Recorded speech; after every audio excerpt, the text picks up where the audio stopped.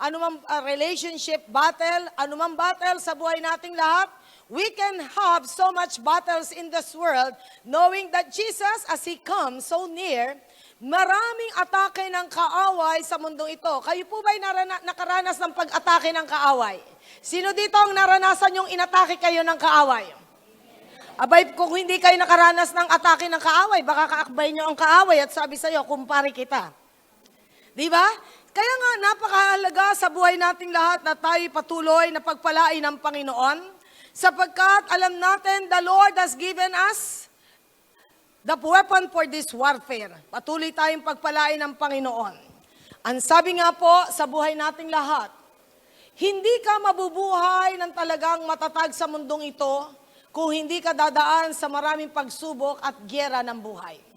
Kaya nga po, the more na you have been tested in war, nagiging veterano ka sa gyera. Amen? Kaya nga ngayon, ang ating mga kasundaluhan, ang ating mga Marines, ang ating mga bagong-bagong PM Mayor ay napapasubo sa totoong gyera, nahahawakan na nila at pinuputok nila ang kanilang mga baril na naranasan nila na ito'y practice before at ngayon, the real battle, they are facing.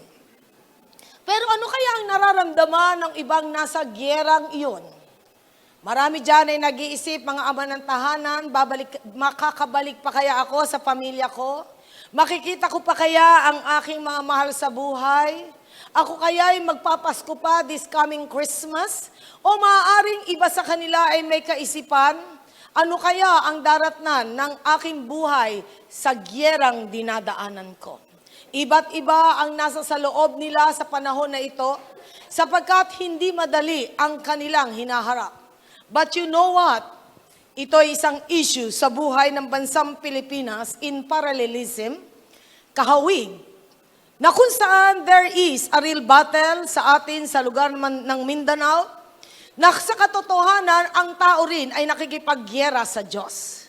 Maraming tao nakikipaggyera sa Diyos, nilalabanan ang kalooban ng Diyos, nilalabanan ang talagang nais ng Diyos. Subalit, walang taong nagwagi na ang kinatunggali ay Diyos. Tama, mali? Walang taong nakipagtunggali sa Diyos na nagwagi. Every person who fight against God, siguradong talo ka.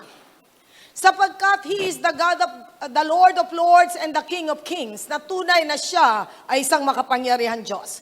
Let's open our Bible sa 2 Kings chapter 13. Let's start reading sa verse 14 hanggang sa verse, 19. Tayo pong lahat ay babasa. Okay, tayo pong lahat ay tumayo. 2 Kings chapter 13, verse 14 hanggang 19. Tayo po ay sabayang babasa na tunay na pagpalain ng Diyos ang bawat isa sa atin habang tayo po ay kinakatagpo ng Panginoon ayon sa kanyang mga salita. Sapagkat ang salita ng Diyos ay may kapangyarihan at may mensahe sa bawat isa sa atin. Na ito ay isang panahon sa buhay nating lahat katagpuin ikaw at ako ng ating Diyos. Let's read together ayon sa salita ng Diyos. Let's read. Now Elisha was suffering from the illness from which he died. Jehoash, king of Israel, went down to see him and wept over him. My father, he cried, the chariots and horsemen of Israel. Elisha said, get a bow and some arrows, and he did so. Take the bow in your hands and said to the king of Israel. When he had taken it, Elisha put his hands on the king's hand. Open his window, he said, and he opened it. Shoot, Elisha said, and he shot. The Lord's arrow of victory, the arrow of victory over Aram, Elisha declared, you will completely destroy the Aramean at Aphek. Then he said, take the arrows, and the king took them. Elisha told him, strike the ground. He struck it 3 times and stopped. The man of God was angry with him and said, you should have struck the ground 5 or 6 times, then you would have defeated Aram and completely destroyed it. But now you will defeat it only 3 times. Pagpalain ng Diyos ang kanyang mga salita. Dito po ipinapakita sa atin kung paano na tayo po ay tunay nakakatagpuin ng ating Diyos sa panahon ng pakikipaglaban natin sa mundong ito. Aspiring victory is God's will for us. Nahangarin natin na tayo magtagumpay, it is God's will for us. Sapagkat you were created to become victorious. Ikaw ay nilikha ng Diyos upang maging mananagumpay. Natunay na ang tagumpay ay para sa mga taong ginawa ng Panginoon. Subalit kung sa ratio of 1 to 10, ilan kaya ang nagtatagumpay sa mundo? Sa ratio of 1 to 10, ilan kaya nagtatagumpay? 5 winners? 5 defeated? Ganun po ba ang ratio? 4 winners? 6 defeated? 3 winners? 7 defeated? O 2 winners? 8 defeated? 1 winner? 9 defeated? Nasaan tayo? Sa palagay nyo, sa ratio? 50-50? O 70-30? Ha? Napakahirap po i-gauge sapagkat it's between you and God. Sapagkat alam po natin na we should always not to hesitate na tayo makipagbaka, huwag tayo magpatumpik-tumpik sa pakipagbaka, sa kaaway, at huwag tayo magpatumpik-tumpik na hindi natin makuha ang complete victory at all costs. Sapagkat a half-hearted person cannot have it. Kapag ang puso mo ay kalakalahati, hindi mapapasayo ang total victory. Na hindi mo mararanasan ng total victory kung half-hearted tayo na magkaroon ng total victory. The enemy sees you always as a victim. Nakikita ka ng kaaway ni Satanas na biktima, but God sees you as a victor. Now, how do you see yourself? Ang tingin sa'yo ni Satanas, biktima. Ang tingin ng Diyos sa'yo, mananagumpay. Kamusta ka? Ano tingin mo sa sarili mo? Alam nyo, pag tinignan mo mananampalataya, makikita mo kung paano niya tinitingnan ang sarili niya. Tingnan niyo ang katabi mo, kung ano tingin niya sa sarili niya, mananagumpay o biktima? Ha? Mananagumpay o biktima? Victim or victor? Victors in Christ. Kaya nga dyan natin makikita na napakalaga na tunay na tayo'y maging mananagumpay in the eyes of God sapagkat it is always God's dream for us to have victory every day as far as you want to go with your God.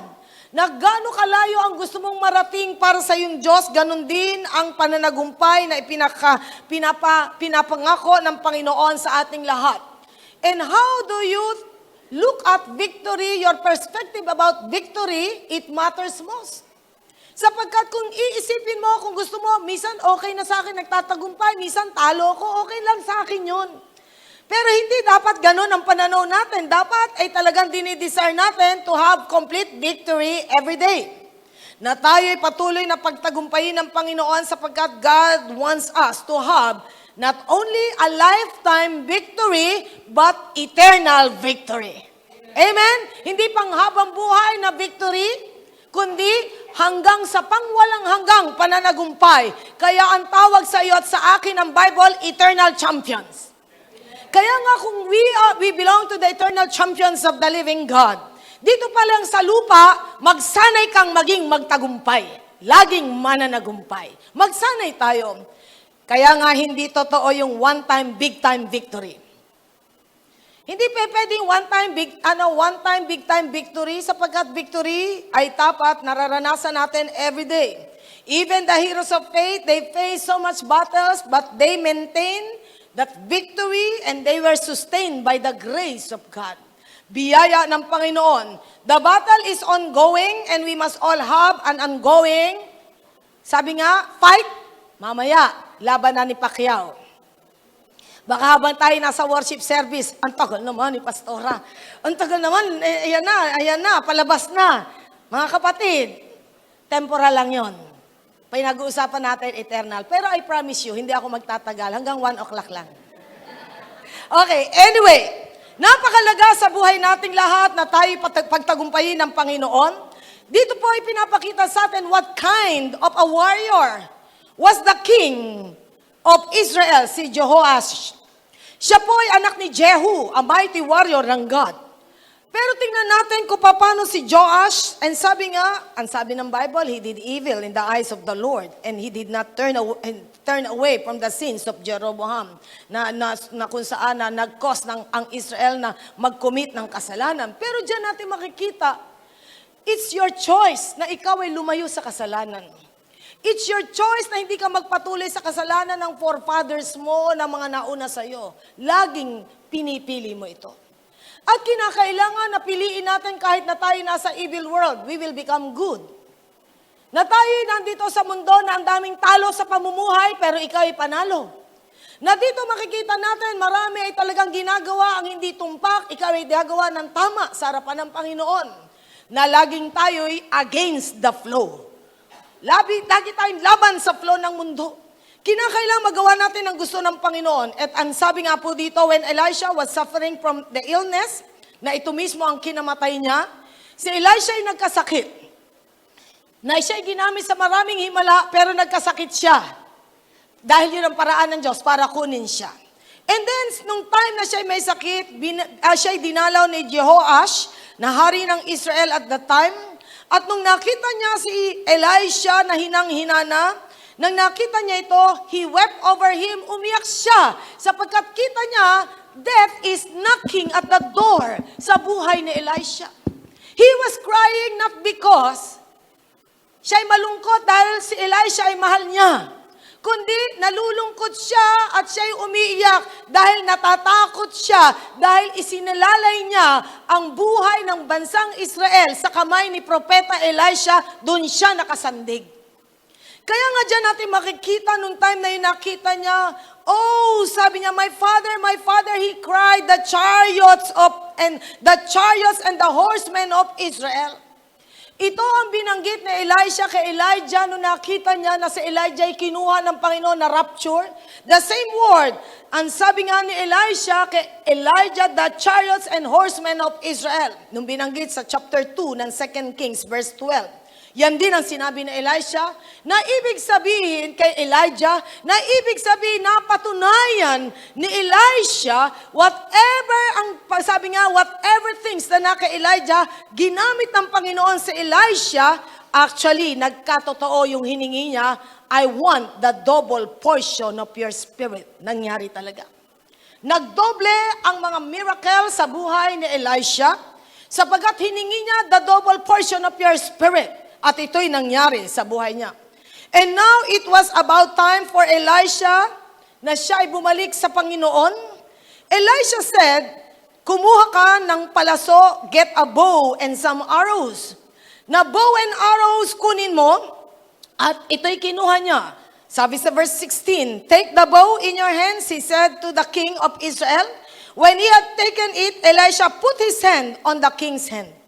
Nang time na kumuha na siya si Joash ng bow and arrows, ito ay talagang hinawakan siya ni Elisha at inilagay ni Elisha ang kanyang kamay sa kamay ng hari. Remember, Jehoash was a mighty warrior.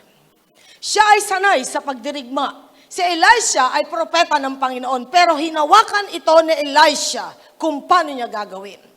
Sapagkat may mga mensahe ang Diyos na ginawa kay Jehoash upang ipakita sa kanya na meron siyang dapat i-develop sa kanyang sarili, mawala man si Elisha. Dapat may ma-develop sa kanyang buhay bilang hari ng Israel, mawala man ang propetang sinasandigan niya. Ano ang dapat ma-develop sa kanya? 1, he must be filled with spiritual understanding. Kinakailangan mapuspos siya ng isang spiritual na pangunawa. Kinakailangan bawat isa sa atin ay mapuspos ng spiritual understanding every day with the battle that we are facing every day. Every day ay dapat mapuspos tayo ng spiritual na pangunawa sa gera ng buhay na ito. If we will not allow God to give us understanding about, sabi nga, mga things about the spiritual world, hindi natin maharap ang giyera ng mayroong pananagumpay. Kaya nga po, dyan natin makikita na kailangan ni Jehoash na talagang matutunan niya na maunawaan ang mga tungkol sa spiritual matter. We always need to develop that spiritual understanding. Hindi lahat ng mananampalataya has the spirit of understanding.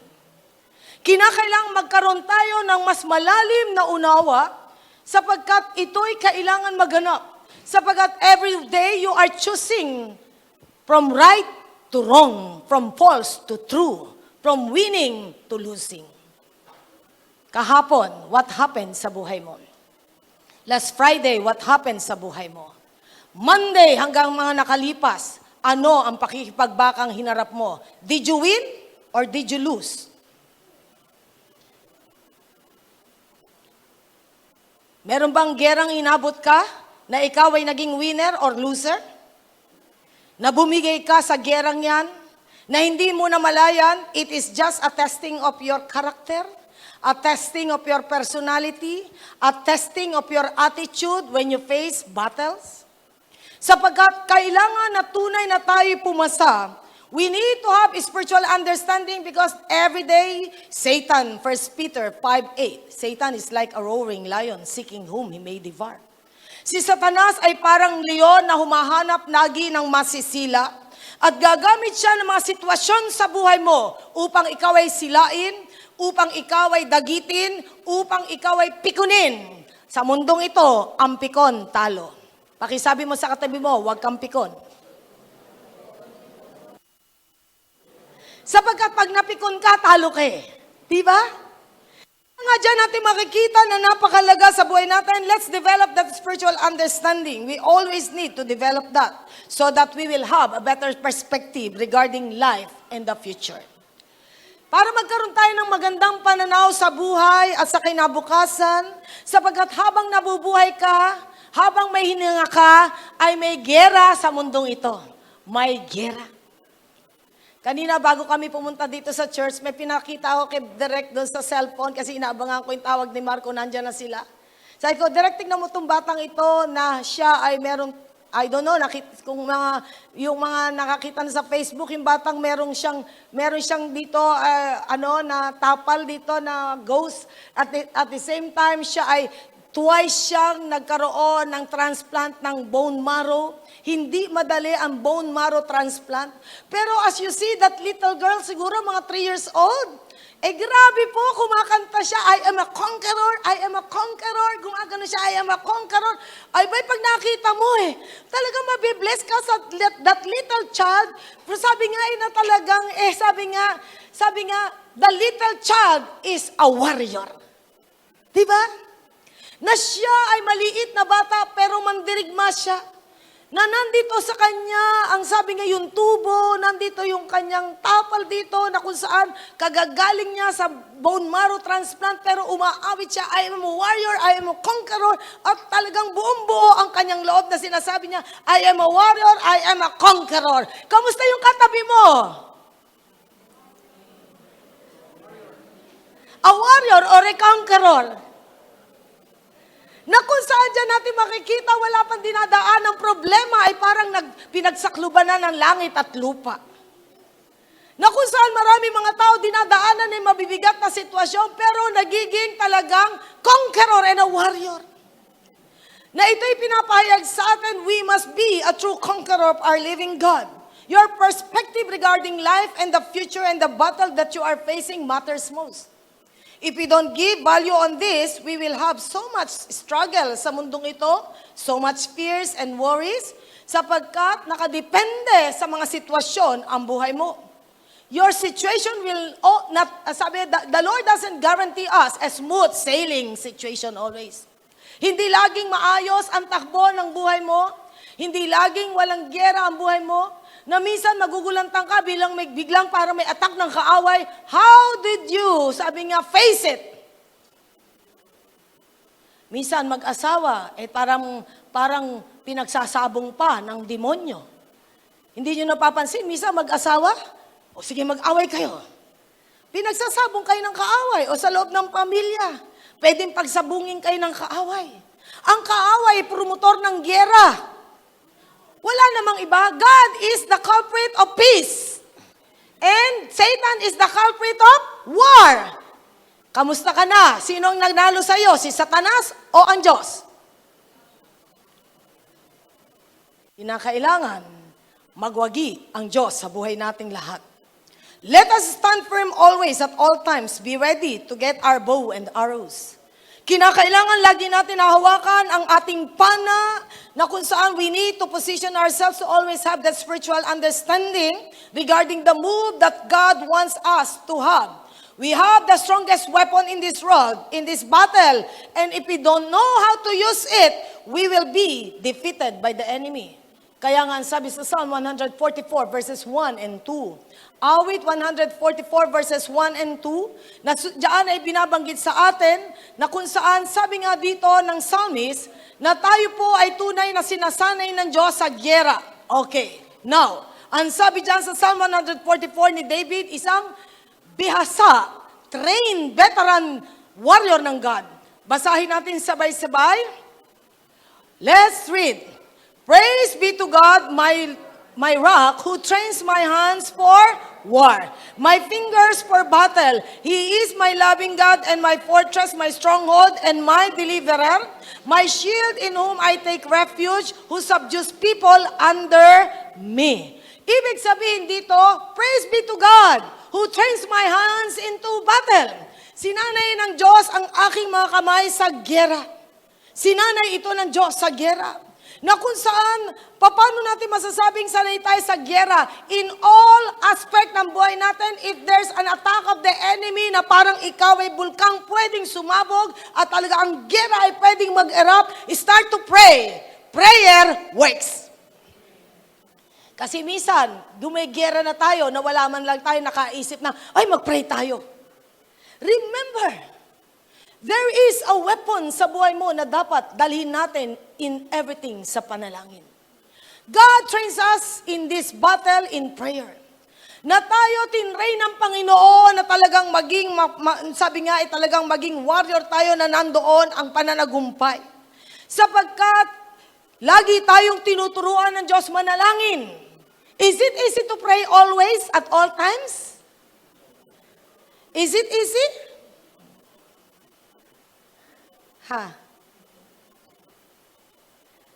Before saying a word, naisip ba natin minsan na manalangin muna? Na minsan talaga nauuna sa atin ang mga panlaman, the carnality in us, the flesh in us, more than prayer. Sino dito ang naisahan ng kaaway? Ang nauna ang laman kaysa ang panalangin. Sino dito? Taas nga ang kamay ng mga nadenggoy ni Satanas? Ha? Yes, how many times? Gano'ng kadalas ang minsan kang naloko ni Satanas? Alam mo nang manloloko, nagpapaloko ka pa. Di ba? Kaya nga, napakalaking puhunan natin ang panalangin. Ang sabi nga, is just a prayer away. Gano'ng kalayo ang prayer away? God is so near. Call unto me, and I will answer you. And I will show you great and hidden things which you have not known. Tumawag lang tayo sa Panginoon. Jeremiah 33:3. Seek the Lord while He may be found. Isaiah 55 verse 6. Seek the Lord while He may be found. Call on Him while He is near. Na tayo patuloy na lumapit sa Panginoon before sa maraming bagay sa buhay natin. Let's bring everything in prayer. Sapagkat that is the strongest weapon that we have in this world. Dito po makikita natin ang army ng Israel ay kaya nagkaroon sila ng mga pagwawagi ay sapagkat natutunan nilang manalangin. 1 Chronicles chapter 5. 1 Chronicles chapter 5. Ang sabi po dito sa mga grupo ni Reuben, ni Gad at ni Manasseh, 1 Chronicles chapter 5, may binanggit po ang Bible kung paano sila nagwagi sa mga gyera na kanilang hinarap bilang mga mandirigma ng Diyos. Sabi po dyan sa 1 Chronicles chapter 5, verse 18, the Reubenites, The Gadites and the half tribe of Manasseh had 44,760 men ready for military service, able-bodied men who could handle shield and sword, who could use a bow, and who were trained for battle. They waged war against the Hagrites, Jetur, Naphish, and Nodab. They were helped in fighting them, and God handed the Hagrites and all their allies over to them because they cried out to Him during the battle. He answered their prayers because they trusted in Him. And verse 22, and many other fell slain because the battle was God's, and they occupied the land until the exile. Mga kapatid, anumang gera ng buhay mo, ang gera ng buhay mo belongs to God. The battle is the Lord's. Amen? Yang katabi mo, kakampi mo yan, hindi mo kaaway yan. Amen? And we will not use our sword. Sapagkat we will use our sword to the enemy, sapagkat he is our perennial enemy. Siya ang talagang kalaban natin. Kaya nga nanalo si Reuben, si Gad at si Manasseh that he succeeded in the battle sapagkat they prayed and sought God's wisdom and direction in every battle. Ang attitude natin, tandaan po natin, is the first quality that marks the victorious warrior. The attitude marks the first quality of a victorious warrior. If he has a positive attitude, positive thinker siya, and if he faces challenges and difficult situations, then he has his victory half achieved. Pag positive ka, ang thinking mo ay positive, napanalo mo na agad. Kalahati ng gera, umpisa pa lang, pag positibo ka, panalo ka na, kalahati ng gera, panalo ka na agad. Lalo na, pag nakipaglaban ka sa prayer, siguradong panalo ka. Kaya nga, we need to have that positive attitude that we must have, a positive thinker. Ano kaya ang mas marami sa mundo? Positive thinker at with positive attitude or negative attitude, negative thinker? Sa palagay nyo, alin kaya ang mas marami? Negative. Bakit nga ba ang bilis manalo ng negativism sa positivity? Bakit nga ba? Alam niyo kung bakit nabuhay tayo sa mundo na tayo ay talagang ini-injectionan ng kaaway ng lahat ng negatibo sa mundong ito. Nag-uumpisa pa lang ang problema mo, pinaiisip na ng kaaway sa'yo, hindi ka magwawagi. Meron ka palang konting kagipitan, sasabihin ng kaaway, talagang hindi mo mababayaran ng utang mo. Meron ka pa lamang mga tinadaan ng mga problema, hindi na kayo magkakasundo. Yan natin makikita that sabi nga si Satanas ay pinakapinuno ng lahat ng negative things sa buhay nating lahat. Because he was called the Prince of the Air. Ang prinsipe ng kalawakan ay nag-i-inject sa ating lagi. Kaya nga dyan natin makikita, tayo po ay talagang the first quality of a victorious army, you must have a positive attitude. Amen. Sino po dito, you want to have that positive attitude? Amen. Ha? Kayo po ba gusto nyo kasama yung negative? Sino po dito gusto mo kasama negative? Meron po ba sa atin gusto mo kasama negative? Hoy, halika Mr. Negative. Alam mo, enjoy akong kasama ka eh. Alam mo, pagkatapos natin magsama, lungay-ngay ako. O halimbawa, yung si Miss Positive. Halika, Miss Positive. Alam mo, kahit may problema ako, masaya ako pagkatapos ng problema. Sino ang merong ganong attitude? Masarap bang kasama yung talagang may problema na hindi halata? Meron niyang kasama na wala namang masyadong problema, halatang may problema. Parang pinagsakluban. Parang ang itsura ay parang, sabi nga ay nagmumukhang kolduroy. Alam niyo yung kolduroy? Yun talaga nangungulubot ang itsura niya, kakasimangot, kakaano. Alam niyo pinakamasarap? Tawanan mo problema mo.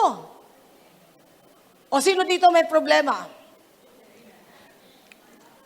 Sino dito may problema? Sabi mo nga kay Satanas, ha, Satanas, talo ka na. Naku naman, ang tawa nyo kay Satanas, hindi siya convinced na ikaw ay positive. Tawanan natin si Satanas na talagang talo na siya. Sapagkat alam natin si Satanas is a defeated foe. He is like a roaring lion seeking whom he may devour. Ibig sabihin parang leon. Parang leon lang, pero bungal na leon. Walang ngipin. O, kamusta na? Kung kumagat sa'yo ang bungal, kamusta ka? Naranasan nyo na bang kinagat kayo ng bungal? Uy! Yung mga babies. Pag kinagat kayo ng babies, o sige, kagatin mo. Di ba ang tapang ng loob nyo? Pero pag tinubuan na ng ngipin, takot na kayo. Di ba? Aba, yung sakit yata, mga agat ng mga baby. Pero dyan natin makikita, we must have a positive attitude regarding matters sa buhay nating lahat, sapagkat alam natin na ang Diyos ay nagbibigay sa atin ng kalakasan. I remember, there were great warriors na talagang kung titignan mo sa standard ng mundo, malabo silang maging warriors. Tignan nyo kung ano sila. Sa 1 Samuel, okay, tignan muna natin basahin muna natin 1 Chronicles chapter 12, 1 to 2. 1 Chronicles chapter 12, 1 to 2. 1 Chronicles chapter 12, 1 to 2. Okay? Nandyan na po tayo. Sige, basahin po natin sabay-sabay. These were the men who came to David at Ziklag while he was banished from the presence of Saul, son of Kish. They were among the warriors who helped him in battle. They were armed with bows and were able to shoot arrows or to sling stones, right-handed or left-handed. They were kinsmen of Saul from the tribe of Benjamin.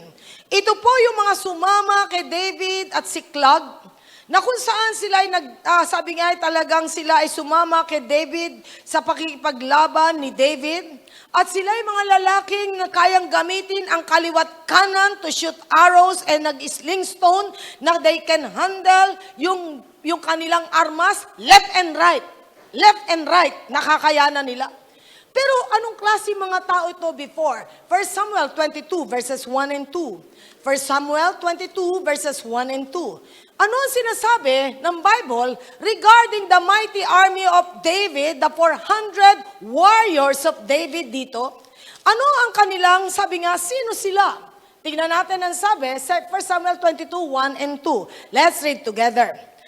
David left Gath and escaped to the cave of Adullam. When his brothers and his father's household heard about it, they went down to him there. At all those who were in distress, in debt, discontented, gathered around him, and he became their leader. About 400 men were with him. Ang sabi nga po dito, nung time na si David ay tumakbo para siya ay talagang itago niya ang buhay niya, sinamahan siya ng 400 lalaki against thousands warriors ni Saul. Itong 400 warriors na to, ano yung mga dis na meron sila? Ano? They were distressed, in debt, discontented.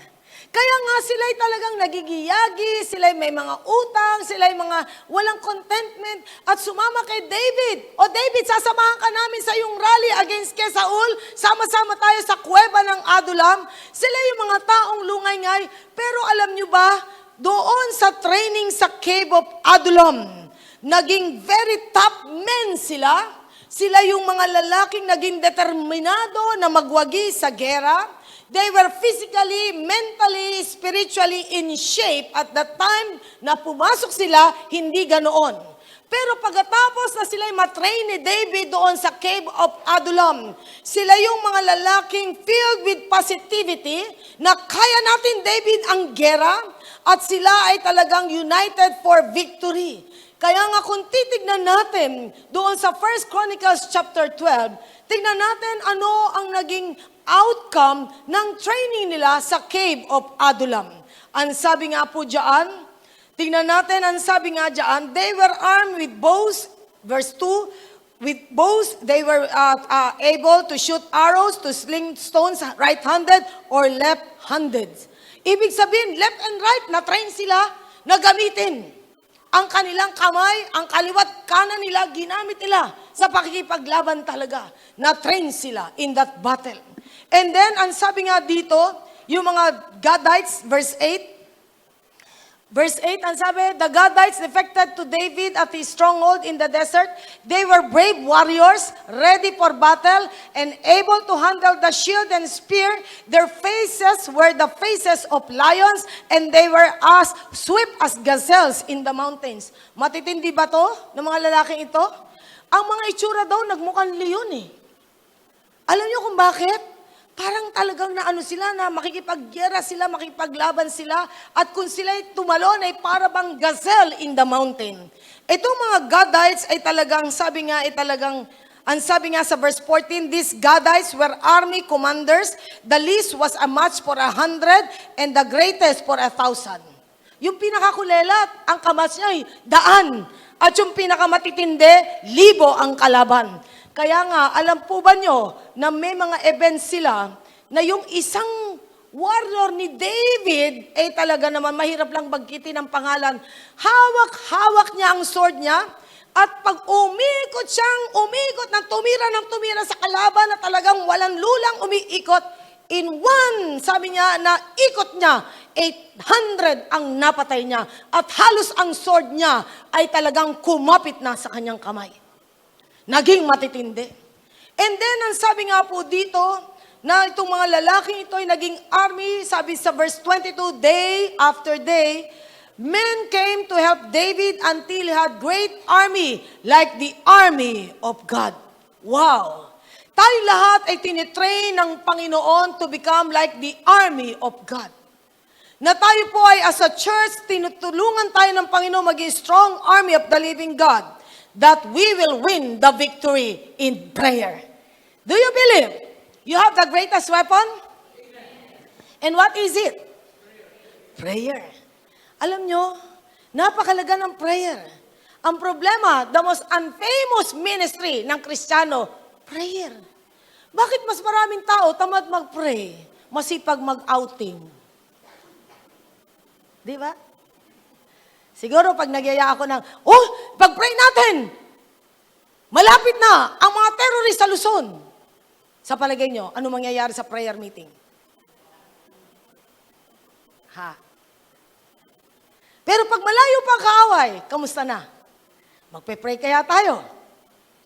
Mga kapatid, we don't need to have a visible enemy sapagkat whether you like it or not, hindi nyo nakikita ang kaaway, pero nandyan ang kaaway. Kinakailangan maging mapanalanginin tayo at home, in the school, tayo'y naglalakad, maging prayerful tayo. Maging mapanalangin tayo wherever we go. Ang sabi ng 1 Thessalonians 5:17, pray without ceasing, for this is the will of God. Manalangin tayo walang patid sapagkat ito ang kalooban ng Diyos. How did the Holy Spirit work sa Old Testament time? Ito ay sa pananalangin sapagkat nakita nila the best, sabi nga, job na nagawa nila ay yung sila'y manalangin muna bago maggera. And the Holy Spirit gave them the strength that comes from heaven. Sa pamagitan ng kanilang mga panalangin, can God count on you as a true warrior? Sino po dito naniniwala na pwede kang ibilang ng Diyos bilang mga mandirigma ng Panginoon? I pray na tayong lahat ay enlist ng Panginoon bilang mga mandirigma ng ating Panginoon.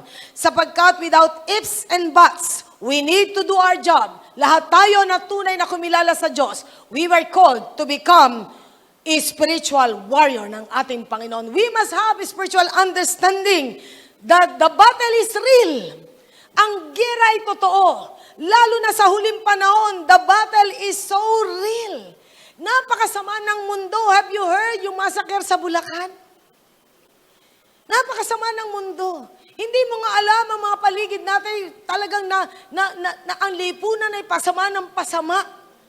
Sabi ko nga kanina doon sa time ng prayer namin sa grupo, may binasa akong news sa Amerika, yung babae nakipagkalas lang sa kanyang boyfriend, ang gandang babae, yung lalaki, ewan ko, basta hindi siya gwapo. Nakipagkalas siya, mas may edad pa sa kanya eh. Alam niyo ang ginawa ng lalaki? Binuhusan siya ng gasolina at sinindahan siya. Grabe ang ginawa ng lalaki yun. At talagang siya ay surviving sa kanyang buhay at talagang ilang operasyon na inabot ng babae. Ang ganda niyang babae. Kaya nga meron naman dalawang babae, nagda-drive sila along the way, sabi gano'n, biglang huminto siguro yung kotse, bukas ang kotse, may lalaki huminto, binuhusan sila ng aksido sa muka, sira ang muka. Grabe! Pag naririnig nyo ba ang news, kayo ba'y natutuwa o nalulungkot? Kayo ba'y natatakot o kampante lang? Kayo ba'y nag-aalala o okay lang? Dito po makikita natin, the world is getting worse, not better. Na kinakailangan, tayo po'y magkaroon ng attitude. Every day, mag-pray tayo. Attitude determines how far you can go. That, sabi nga, to your success journey. Sapagkat kinakailangan, tahakin na natin ang success journey every day. Amen? Naniniwala ba kayo na ang bansa natin belongs to Jesus?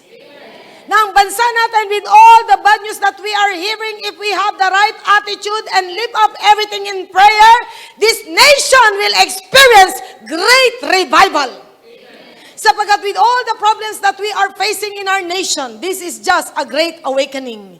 Because before great revival, gigisingin ng Panginoon the giants in the land, and you are one of the giants in the land. Pakisabi mo sa iyong katabi, hoy, gising!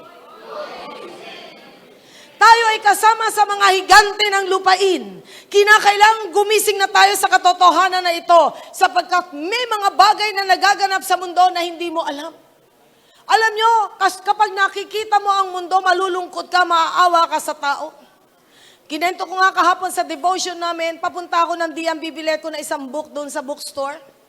And then, habang kami lumalakad yung jeep, may isang babae na patingin ako sa kanya, malapit siya, harapan kami, pero doon siya sa second to the last naman, hindi harap na harap, pero doon siya. Pero abot ko siya.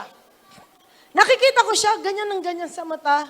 Tinignan ko siya, pag-glance ako sa kanya, lumuluha siya ng lumuluha siya ng lumuluha. Punas siya ng punas ng kanyang luha, punas siya ng punas sa luha. Talaga ayaw niya lumuha, pero tumutulo ng kusa ang kanyang luha. Pero ang dala-dala lang niya siguro yung bag, wala naman siyang panya, wala siyang tissue. Pero I uttered a prayer for that woman, mga 50 plus years old na babae. Noong time na nakita ko na siyang umiiyak, sabi ko, naawa ko, Lord, kayo na po ang kumilos sa kanya. Kumuha ko ng tissue paper sa bag ko. And then, inabot ko sa kanya at ningitian ko siya. At doon ay sabi ko, Lord, ikaw na po ang bahala sa kanya. And you know what? The simple gesture that we can do to this world, it means a lot to the people around.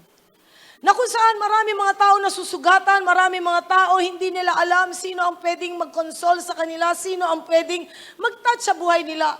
With a simple prayer na dumadaan tayo sa mga tao, let's utter prayer to the people. Na tayo po'y may mga madadaan na mga taong mas lesser than us. Mas less fortunate than us.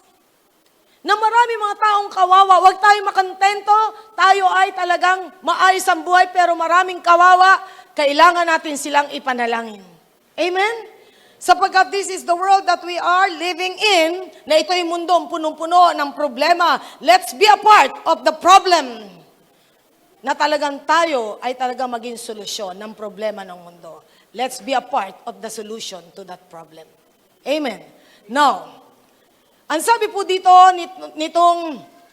nitong si Elisha, okay, kumuha ka ng bow and arrow at ikaw ay talagang, sabi nga ganon, hawakan mo, and then hinawakan ni Elisha si Jehoash habang hawak-hawak niya ang bow at arrow niya. Ang sabi nga, nakaganon si Jehoash, hinawakan ni Elisha habang naghihingalo si Elisha, he put his hands on the king's hand. Tinuruan niya to do the battle. Many times, kahit na tayo ay talagang trained sa iba't ibang larangan sa mundong ito, but many times we don't know how to do the spiritual battle. We need somebody who will disciple us, na talagang i-disciple tayo to do kung paano tayo makikipaggera sa mundong ito. I have been discipled by somebody. Ako'y dinisciple, si Kuya Ben dinisciple, kami ay talagang meron discipleship training, at yung tinanggap namin, we transfer it to you. Sabi nga, the things that you have heard from me, teach also to others, so that others will teach also. Na kung saan dinisciple kami, one-on-one, tinuruan kami how to do the battle, at yun naman ay tinatransfer namin sa iba. Sapagkat, sabi nga, si Joas ay isang, sabi nga, sanay sa gyera, pero hindi niya alam paano ngayon kapag wala na si Elisha. Kaya hinawakan ni Elisha ang kamay niya at paano niya iuumang ang bow and arrow niya. At dito ay pinapakita sa atin, attitude determines your altitude. Kapag tayo po ay humble enough, turuan mo ko. And you know what? You will reach your greatest potential. Sapagkat maraming bagay sa buhay nating lahat na kailangan ituro sa atin kung paano tayo aangat sa ating spiritual walk with God. And I thank God sapagkat sa panahon na yon, na-train kami ng gusto.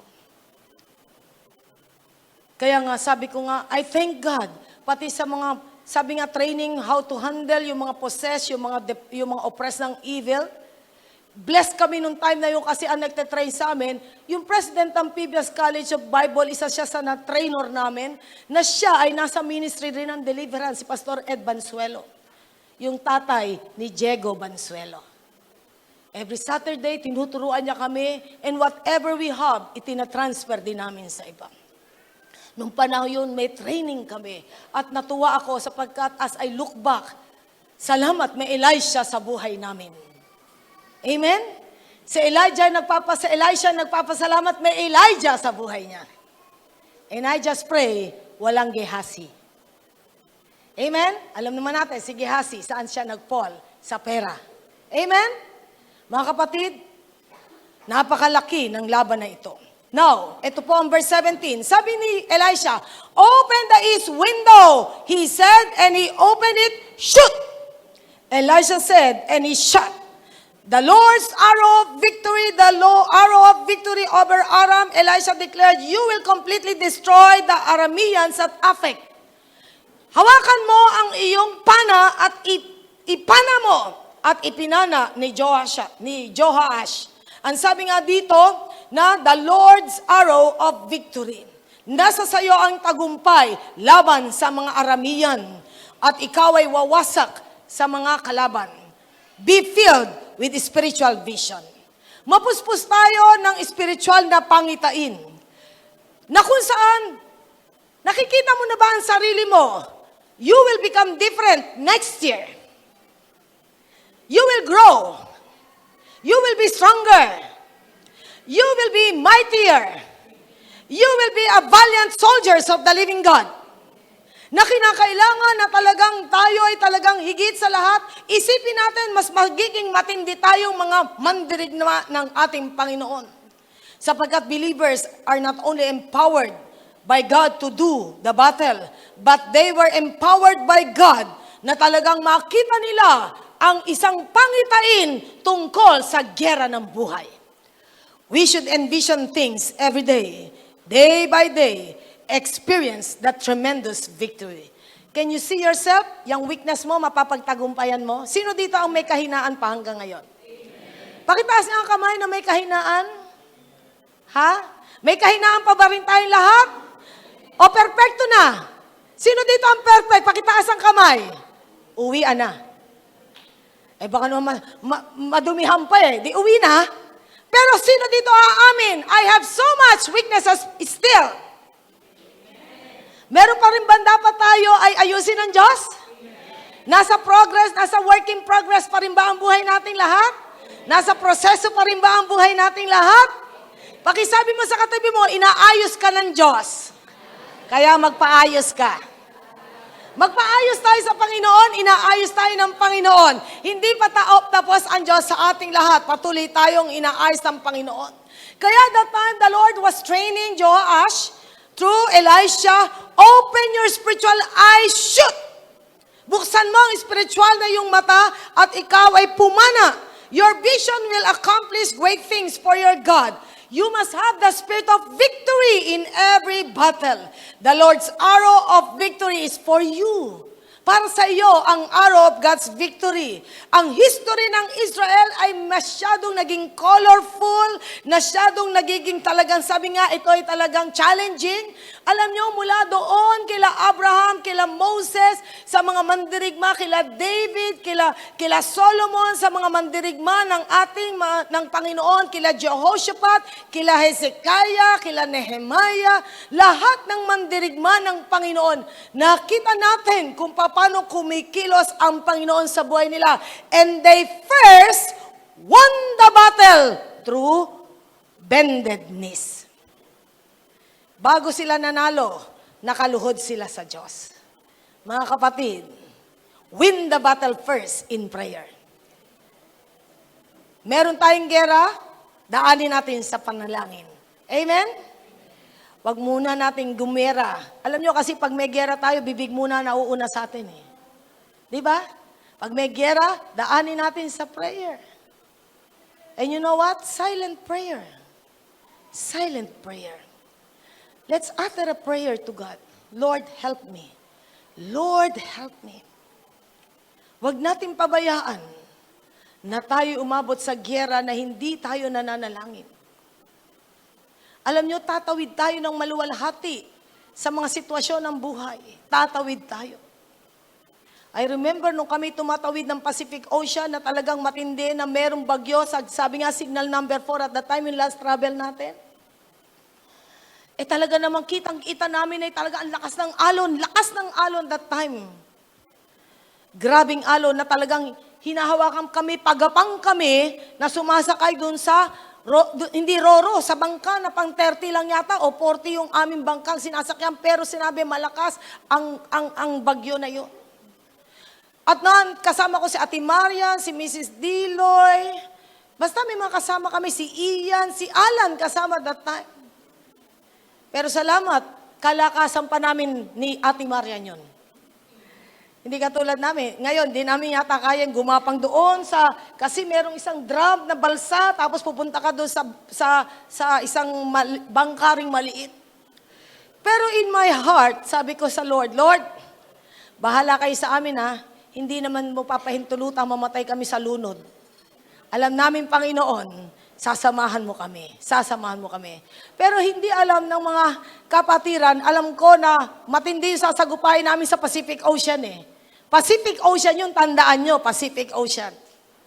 Sabi nga ni Ate Marian pagkatapos ng event na yun, sa susunod, ayoko nang sumama. Nakakatakot talaga ho, nakakatakot.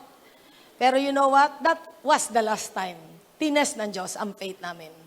Pero ang sabi ng Panginoon sa akin, that time, you are my intercessor habang nagjo-journey kayo. And you know what? Saan ako pinosisyon ng Diyos? The only vacant place na ng time na yun, sa likod ng kapitan ng bangkang yun. Doon ako nakaposisyon at habang siya ay nagmamaneho, nagpe-pray naman ako sa kanya. At salamat sa Panginoon sapagkat nakatawid kami. Nakatawid kami, pero kitang-kita mo yung alon. Matindi yung alon. Matindi yung alon. Many times, the waves of your life is stronger than your faith. But it must be, your faith must stronger than the waves of your life. Amen? Kinakailangang mas maging malakas ang ating pananampalataya. Christians, let us have that vision of victory every day. Sino po dito, ang may pangitain ka, magtatagumpay ka? Praise God. Knowledge of current events and trends and needs. And sabi nga, ito'y makakatulong sa atin how we will pray for the people around us. Yung condition ng mga tao sa kapaligiran ay talagang malaman natin sa pamagitan ng mga events na ito na nangyayari. We have our own battle in this nation. Nung nakikita ko yung ama ng tahanan na namasaker ang buong pamilya niya, nakatayo siya sa mga ataol, sa harapan ng kanyang pamilya, na lahat ay talagang ataol na lang, malalamig na bangkay. Umalis siya sa bahay para magtrabaho para sa pamilya, pero nung umuwi siya, nawala na ng saysay ang pagtatrabaho niya sapagkat ang kanyang mga mahal sa buhay patay ng lahat. It's not a natural death, it was a tragic death. Kaya nga, sobrang nakakalungkot yung dinaanan ng ama ng tahanan. And I just pray, hipuin siya ng Diyos. Hipuin siya ng Panginoon. The condition and attitudes of this world ay matindi. Kaya nga ang sabi nung pumatay, trip-trip lang. Kung ang gawin kaya sa kanya, ipatayin siya sa pamamagitan ng nail cutter. Hanggang siya ay matapos. Grabe, trip-trip lang. Sabi ko nga, ganun kalupit ang mundo. Sabi nga ng isang kapatid natin, si Kuya Ronnie, patayin sa kiliti hanggang mamatay. Parang grabe talaga. Matindi ang mundo natin ngayon, hindi dapat itong nangyayari. Ang sabi nga sa Bible, tayo ay nakaharap sa giyera ng buhay. Let us open the windows and shoot God's arrow to this world. Let's open our spiritual eyes to this world and shoot your arrows. With prayer, we can do mighty things in this world. Sapagkat I have given you authority to trample against serpents and scorpions and to overcome all the powers of the enemy, and nothing can harm you. Luke 10:19. Are we all warriors of the living God? Ang nasa frontline warriors natin ngayon, ang ating mga sundalo, ang ating mga kapulisan, ang ating mga Marines, ang ating mga Air Force. Hindi naman pwedeng itodo lahat ang ating mga mandirigma dyan sa Mindanao, sapagkat kakaunti na nga sila, mapapatay pa sila dyan. Pero tandaan natin, do you believe the Lord can send the angels of the living God para tapusin ang mga teroristang ito? Do you believe that God, what had happened in the past at the time of Jehoshaphat, as they do praise and prayer to the Lord did the battle for His people?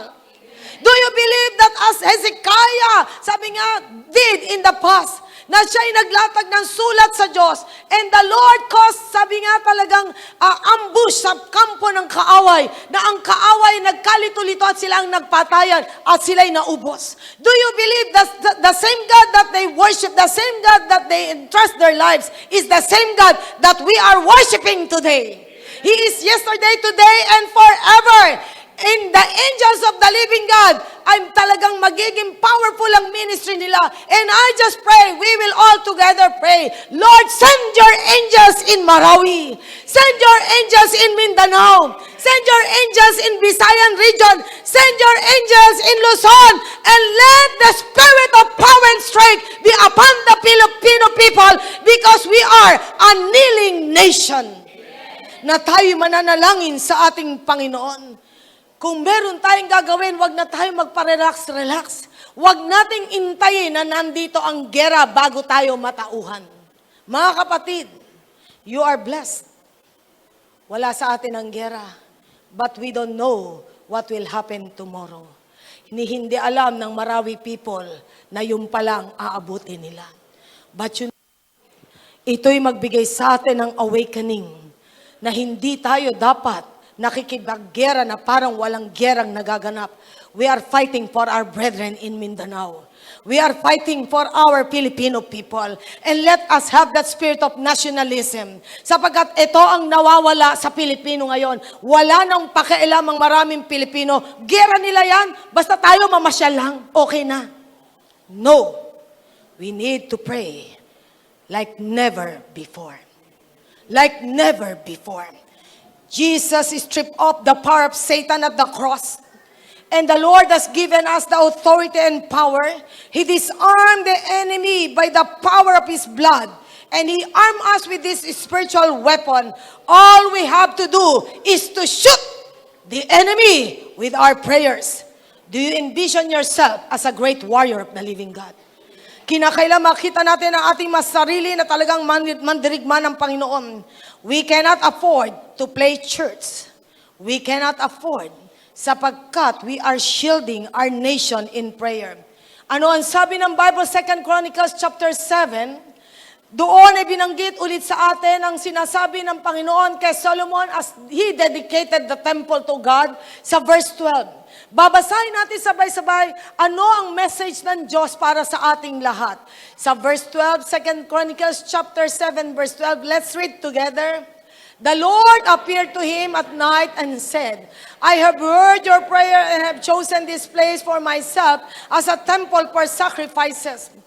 When I shut up the heavens so that there is no rain or command locusts to devour the land, if my people who are called by my name will humble themselves and pray and seek my land. 15. Now my eyes will be open and my ears attentive to the prayers offered in this place. 16. I have chosen and consecrated this temple so that my name may be there forever. My eyes and my heart will always be there. Do you believe the eyes and the ears of God is in this place? Sapagkat sabi nga, we commit this place to God, my house will be called house of prayer. Kung meron tawag ang church, first and foremost, sinabi ng Bible, my house shall be called house of prayer. Your number one ministry is prayer. Let's give so much value in prayer. Na tayo talagang manalangin ng todo-todo. Sapagkat true repentance is more than talk. Yung totoong pagsisisi ay higit pa sa mga salita. Sapagkat kung totoong nagsisisi tayo, sabi nga dito, if my people, ikaw yun at ako yun, tayo ang tinawag na tao ng Diyos, will humble themselves, magpapakumbaba, and magmananalangin at hahanapin ang aking muka at tatalikod sa kanilang kasamaan, then I will hear from heaven and heal their land. Christians, nakasalalay sa ating lahat ang destiny of this nation. Sapagkat ang tinawag ng Diyos ay ikaw. Hindi pinagkakatiwala ng Diyos sa kamay ng unbelievers ang nasyon. Ipinagkatiwala ng Diyos ito sa iyo at sa akin. Si President Duterte ay ginagamit lang ng Panginoon. Pero the first responsibility and accountability ng tao ay sa Diyos. Ikaw at ako, responsible and accountable to God. Let us lift up our nation to God. Amen? Are we desirous? Natataas natin ang ating bansa sa Diyos? Napakalaga nito sapagkat if I will command locusts to devour the land, kaya ko. If I will shut up heaven so that there will never be rain, kaya ko. Sabi ng Panginoon. Pero kung tayo hihingi ng tulong sa Diyos, tutulungan tayo ng ating Panginoon. Kaya nga, individual sin, corporate sin, national sin, let us repent on our knees na sabihin natin sa Lord, forgive our nation, O God. God will answer our prayer. And then, ang sabi nga, shoot the arrows to the window. Let's have spiritual vision. Do you believe this nation will rise again? And this nation will have a powerful encounter with our God. And this nation will tell to the whole world, though we are a small nation, but our God is so real in this nation. Sapagkat yun ang bansa natin. Sapagkat blessed nation tayo ng ating Panginoon. And I believe, katulad ng sinabi ng Panginoon sa bansang Israel, na ang bansang Israel kasing laki lang ng Palawan ay made you so small so that you will not boast about yourself, but you will boast about your God. God made us a nation without so much armor. Nakaasa tayo sa armor ng iba. Pero the greatest armor ng bansang Pilipinas ay panalangin. Sapagkat kapag ang Pilipinas nanalangin, bubukas ang kalangitan. Amen? Napakalaga niyan. And lastly, ang sabi ni Elisha, verse 18, then he said, take the arrows, and the king took them. Elisha told him, strike the ground. He struck it 3 times and stopped. The man of God was angry with him and said, you should have struck the ground 5 or 6 times. Then you would have defeated Aram and completely destroyed it. But now you will defeat it only 3 times. Alam po ba niyo, huwag tayong magsasawa sa panalangin. Huwag. Si Joash, 3 beses lang niya in-strike ang ground. Nagalit si Elisha sapagkat it must be 5 or 6. Sapagkat he stopped. And the Lord told Elisha, he will not complete that battle. Sino dito ang bago ka umuwi sa harapan ng Diyos, gusto mo kumpleto mo ang battle? Natapos natin ang battle. Be filled with spiritual power. Tayo po ay mapuspos na spiritual na kapangyarihan mula sa kalangitan upang magpatuloy tayo. We will not stop until we reach that place called finished. Hindi tayo titigil hanggat hindi natin nare-reach ang lugar na talagang sinabing isang lugar na nagtapos tayo sa giyera. Na masasabi natin pagharap natin sa Panginoon, mission accomplished, Lord, I have done your will, and now I am facing you. At sasabihin ng Diyos sa iyo, welcome, my good and faithful servant. Enter into the joy of your master. Huwag nating gawin ang pinagagawa ng Diyos na half-hearted tayo.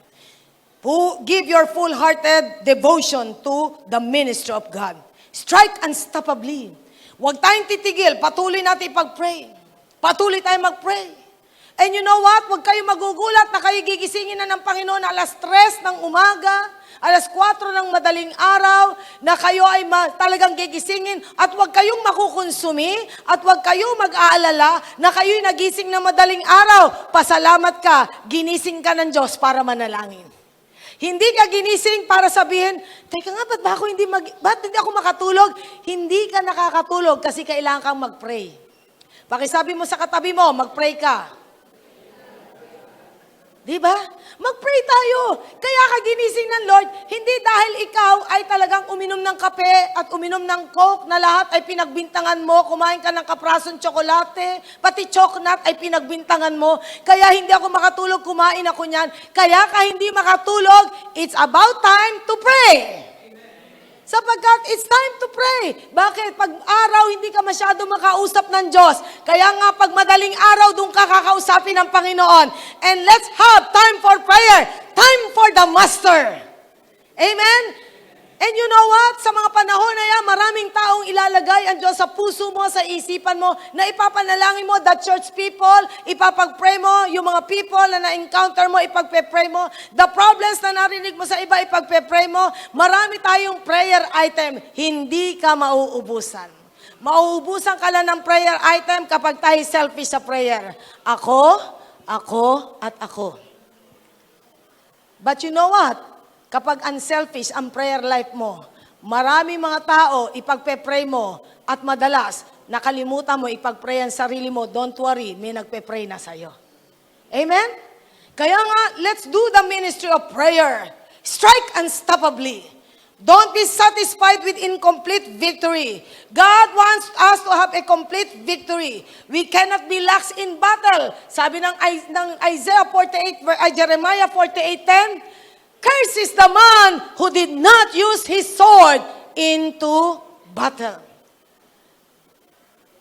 Sumpain ng taong hindi ginagamit ang kanyang armas sa digmaan. Sabi ng Bible. Mga kapatid, we should not be a cursed person in the eyes of God. A curse on him who is lax in doing the Lord's work. A curse on him who keeps his sword from bloodshed. Huwag natin pabayaan na hindi natin nagagamit ang ating armas. Don't stop. The enemy is just watching you. When you start to put down your sword, it's a sign of defeat. It's a sign of defeat. Kaya nga, hawakan natin ang armas natin. Where is your sword right now? Asan ang sword nyo right now? Sino po dito may hawak na sword right now? Iikot nyo nga ang sword nyo. Sabihin natin, in Jesus' name, all the works of the enemy is no more. You are a defeated foe, enemy. 2,000 years ago, Jesus Christ set me free, and I am a victorious warrior. Amen, amen, amen.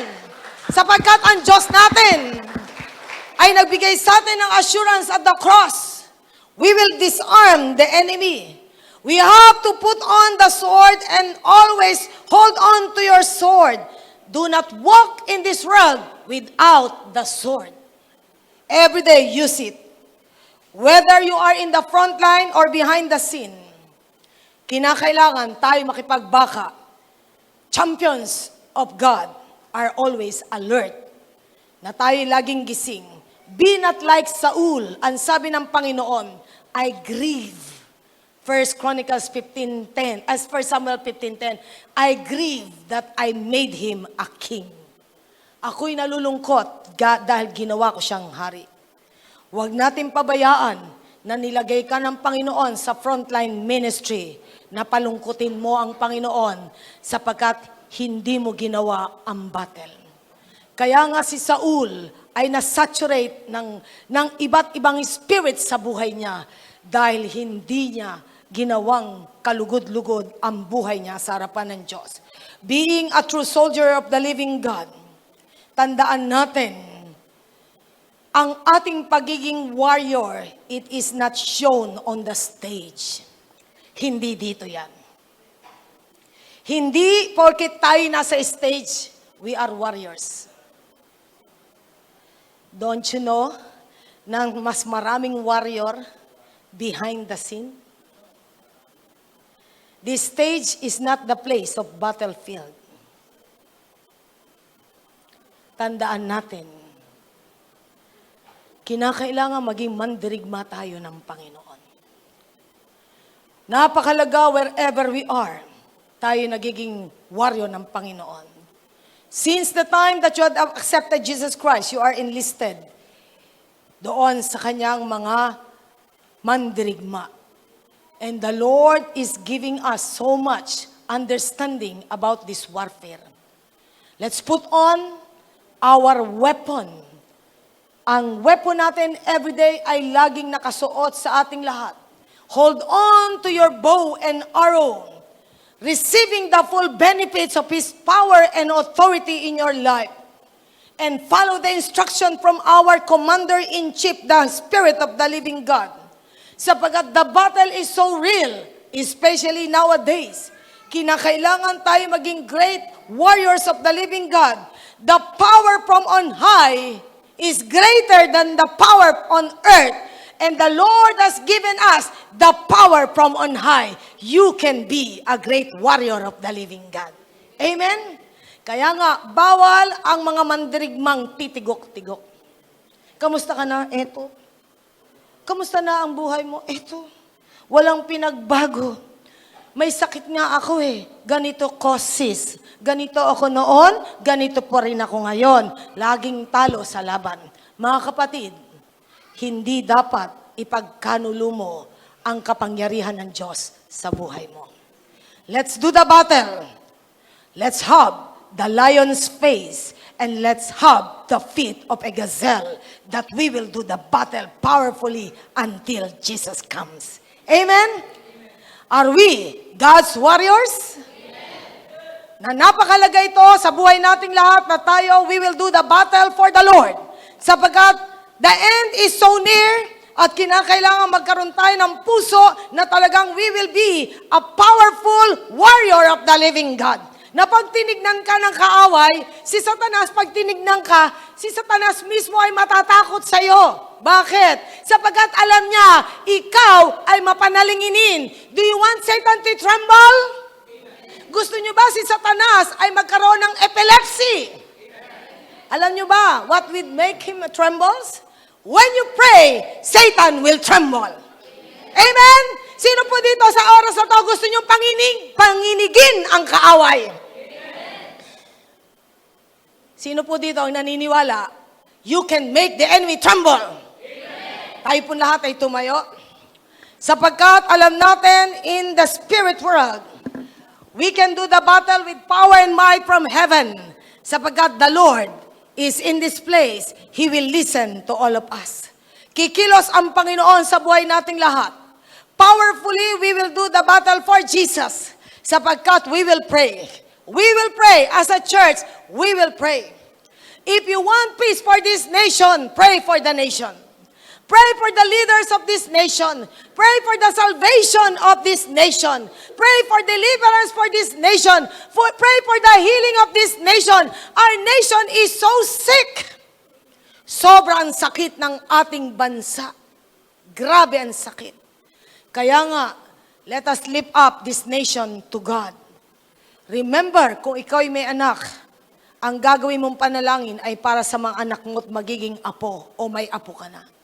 It's not for you alone, kundi sa generation to generation ng lahi mo, mapapagpala ang bansang Pilipinas dahil merong mga mananampalatayang marunong manalangin. I just pray turuan tayong manalangin ng Panginoon na tayong lahat ay kumilos ng talagang meron talagang strength from heaven.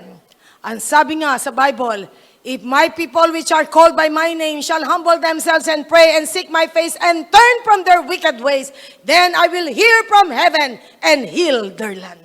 Gagamutin ng Diyos ang bansang Pilipinas. Mga kapatid, personal walk mo sa Diyos, national natin ang ating walk ng ating bansa sa Diyos, meron ba dapat ihingi ng tawad ang bansang Pilipinas sa Diyos? Do we have so much idolatry in this nation? Do we have so much corruption in this nation?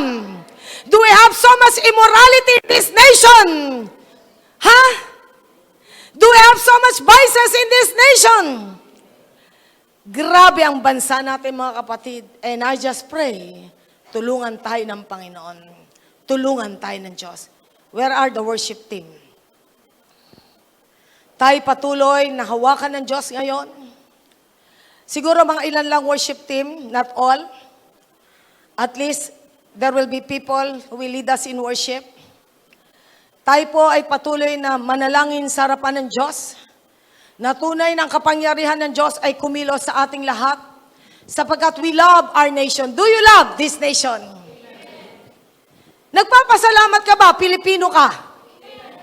Ha? Sino dito nagpapasalamat? Pilipino ka? Nagpapasalamat ka ba? Dito tayo ay tinanim ng Diyos. Na kahit nagkakagulo sa ating bansa, nandito ka pa rin. At kaya ka nandito, warrior ka ng Diyos. Amen?